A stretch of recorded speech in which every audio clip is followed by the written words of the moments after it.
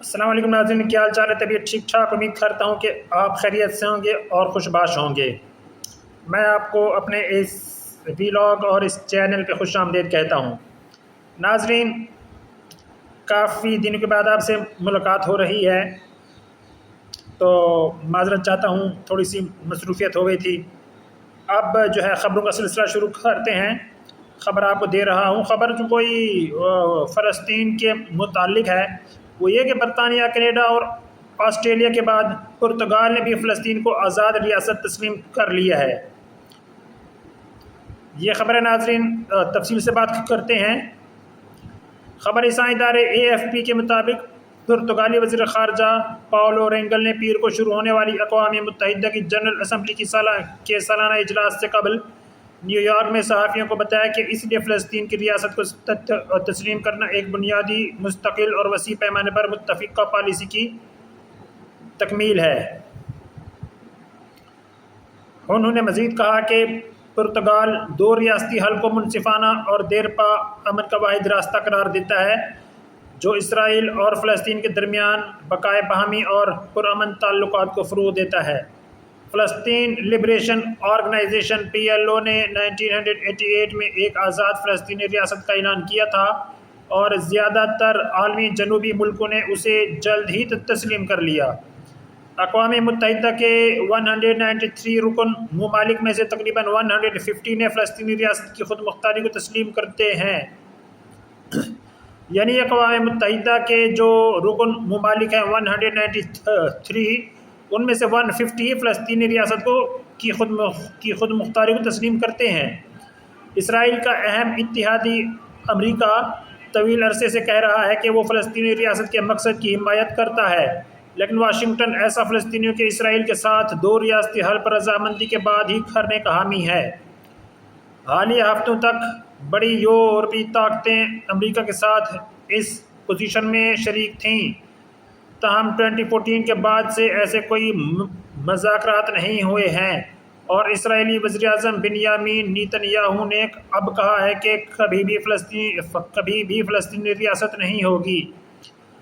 ریاست فلسطین کی نمائندگی کرنے والے وفد کو اقوام متحدہ میں مبصر کا درجہ حاصل ہے، لیکن ووٹنگ کا کوئی حق حاصل نہیں، چاہے کتنے ہی ملک فلسطین کی آزادی کو تسلیم کریں۔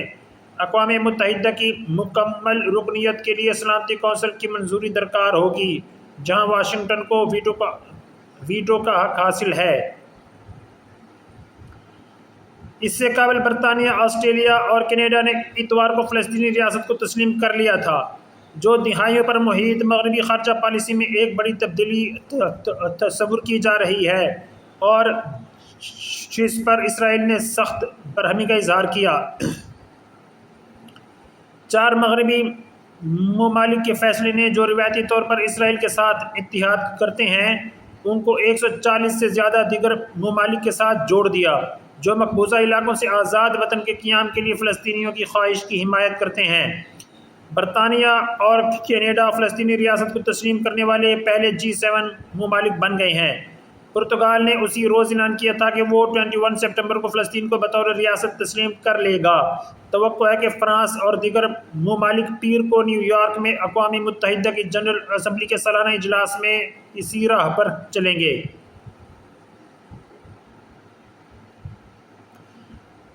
برطانوی وزیر اعظم کیئر سٹارمر نے کہا کہ برطانیہ اپنی خارجہ پالیسی میں ایک تاریخی تبدیلی کرتے ہوئے باضابطہ طور پر فلسطین کی ریاست کو تسلیم کر رہا ہے۔ آج فلسطینیوں اور اسرائیلیوں کے لیے امن کی امید کو بحال کرنے اور دو ریاستی حل کے لیے برطانیہ رسمی طور پر فلسطین کی ریاست کو تسلیم کرتا ہے۔ سٹارمر نے جولائی میں کہا تھا کہ ان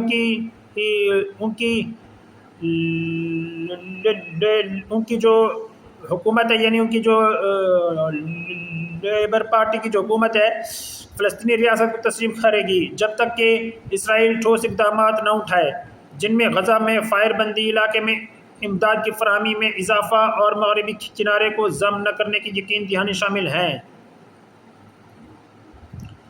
وہ بارہا یہ بھی مطالبہ کرتے رہے ہیں کہ حماس 2023 کے حملے کے دوران پکڑے گئے باقی قیدیوں کو رہا کرے اور وہ فلسطینی جنگجوؤں پر نئی پابندیاں لگانے کا بھی ارادہ رکھتے ہیں۔ لمی نے اتوار کو BBC کو بتایا کہ فلسطینی اتھارٹی جو مغربی کنارے کے بعض علاقوں میں سول انتظام سنبھالتی ہے طویل عرصے سے اس اقدام کا مطالبہ کر رہی تھی، اور میرا خیال ہے کہ یہ سب امید سے جڑا ہوا ہے۔ انہوں نے کہا، کیا اس سے بچوں کو کھانا ملے گا؟ نہیں، یہ تو انسانی امداد پر منحصر ہے۔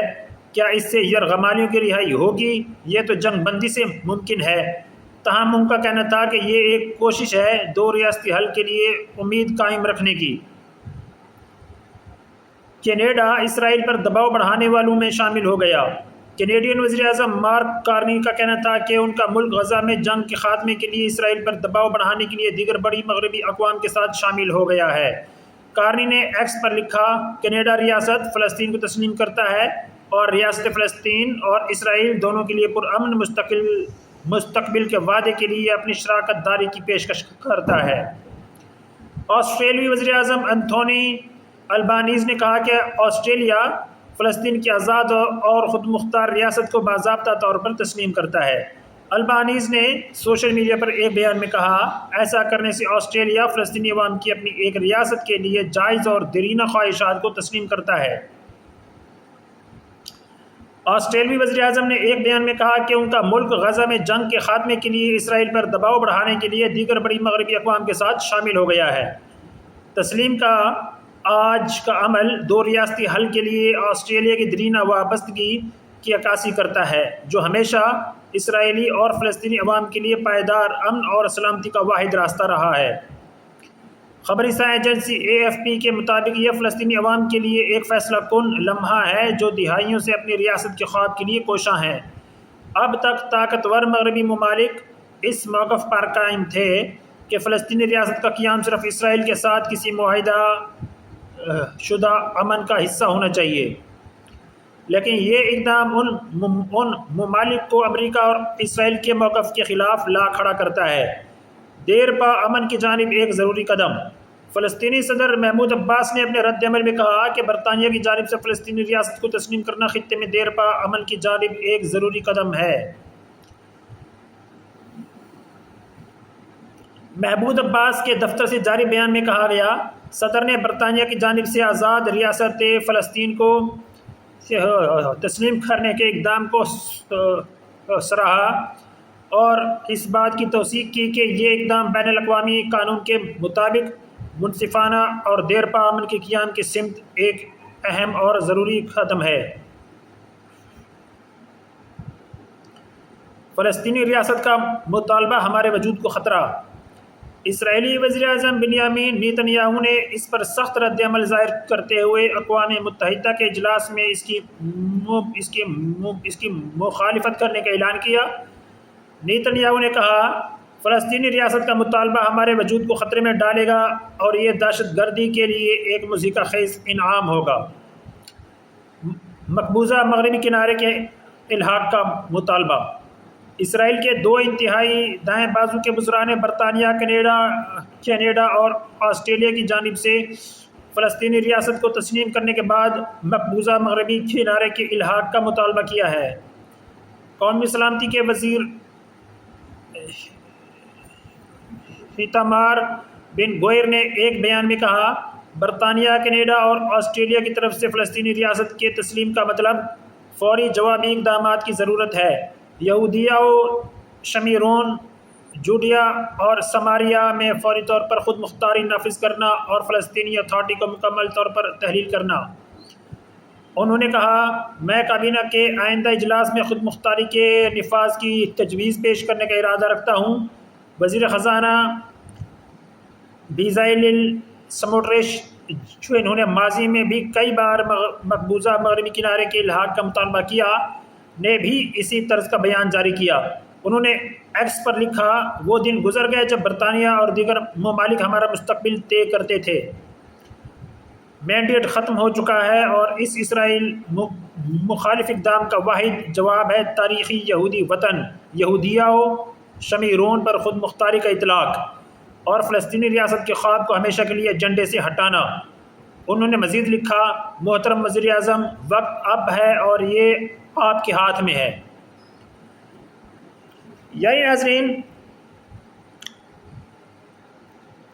مختصر طور پر میں آپ کو یہ بتاؤں کہ برطانیہ، کینیڈا اور آسٹریلیا کے بعد پرتگال نے بھی فلسطین کو آزاد ریاست تسلیم کیا ہے۔ آج 22 سپٹمبر پیر کے دن اقوام متحدہ کا اجلاس ہو رہا ہے جس کے اندر پوری دنیا کے لوگ شامل ہیں۔ پاکستان کے وزیر اعظم میاں شہباز شریف بھی شامل ہیں۔ تو یہ کہ انہوں نے تسلیم کیا ہے، لیکن دوسری جانب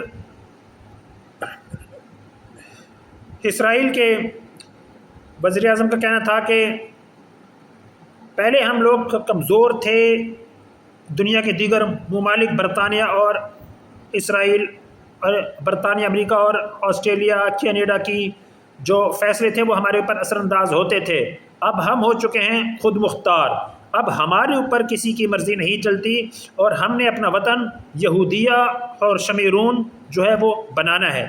یہ اسرائیل کے وزیر اعظم نے کہا کہ یہودیہ اور شمیرون ہمارا ایک آزاد وطن ہے جس کو ہم نے حاصل کرنا ہے اور فلسطین کی ریاست کو ہم کسی طور تسلیم نہیں کرنے دیں گے۔ میرا بھی خیال یہی ہے کہ اسرائیل نے غزہ کو تو ویسے ہی مکمل طور پر تباہ و برباد کر دی ہے، اب وہ اس کو دوبارہ سے ریکنسٹرکٹ نہیں ہونے دیں گے، کیونکہ اس کی وجہ ہے، اس کی وجہ جو ہے وہ آپ کو قرآن و حدیث سے بھی ملتی ہے۔ جو ہے وہ اسرائیل فلسطین کو ختم کرنا چاہتا ہے اور ایک گریٹر اسرائیل کا منصوبہ اپنا لے کے آنا چاہتا ہے، اسی کے تحت غزہ کو تباہ کیا گیا ہے اور غزہ کے ساتھ جو اپنا ساحل ہے وہ اسرائیل چاہتا ہے کہ اس ساحل کو اپنے بزنس کے مقاصد کے لیے استعمال کرے۔